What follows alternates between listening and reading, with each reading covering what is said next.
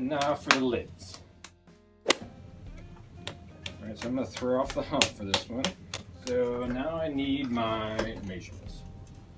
All right, so I'm going to take my calipers, you can use a ruler. So I need the inside measurement, because I want to transfer that. I'm going to make a mark and a mark. You do it on a table, piece of paper. Now what I'm going to do, right, that's my inside diameter of my pot. Now I'm going to pull them out to that same diameter, because I have to measure to fit on the outside of the lid to go in the inside of the pot. And you'll see that here in a second. All right, so I'm going to start by making like a bowl. So on this, you want to make kind of a bowl with a fat rim, and then we're going to split the rim. Almost kind of similar to the gathering lid, right? So I'm going to pinch with my middle finger and my thumb, and I'm going to split the rim with my pointer finger and my left hand. You don't have to make this too high. You just need enough in there that sits in there nice. Right, so these are going to measure the bottom edge of that inside lip there. I have to come out farther. Okay, a bit more.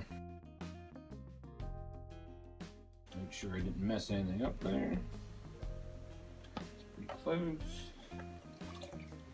And if you leave that thick enough, you can trim it more precise as it dries. And so this is probably the hardest of the lids, just because you can be pretty precise there. So throwing on the hump, I have to kind of get a feel of where the bottom of my pot is. And if you need to, you got to leave a little extra down there so you don't go through the bottom. You can always trim it off. Just gives you a little more option. You got to trim. Put a pretty deep groove in there and just pull straight across. All right. So the second one, so this one's a little bit easier to do because all you're making is really a bowl. If you're doing a lot of jars with the same amount of clay and about the same size, try to get those lids all to be close. Then you can make extra lids, and then if one breaks or something happens that you drop it, you have an extra backup lid, or maybe that's a form you're gonna plan on doing often. And then you can just put the lid aside and save it for a rainy day too. So that one's pretty simple. All I really did is make an upside down bowl. The next variation for those gather lids, and you can even do it for this, but it doesn't fit as well. So what I'm gonna do, bring that clay up. And the other lids, if you're gonna do knobs on them, you're gonna have to do them afterwards. This is a way you can do your lid and knob all at the same time. I'm gonna start down off center, and that's gonna leave that clay up.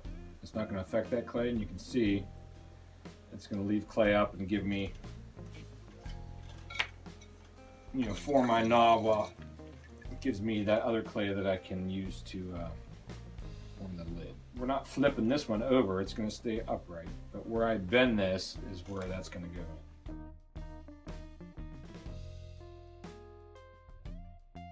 So I want to check that one last time before I take it off. Nope, still good. Last but not least, we're going to do the cap lid. So we're going to measure the outside of this, and we're actually going to flip that around and measure the inside of the cap. So it's the opposite of the first one. Alrighty, so again, this is going to be similar to a bowl, but it's going to have straighter sides, more like a cylinder.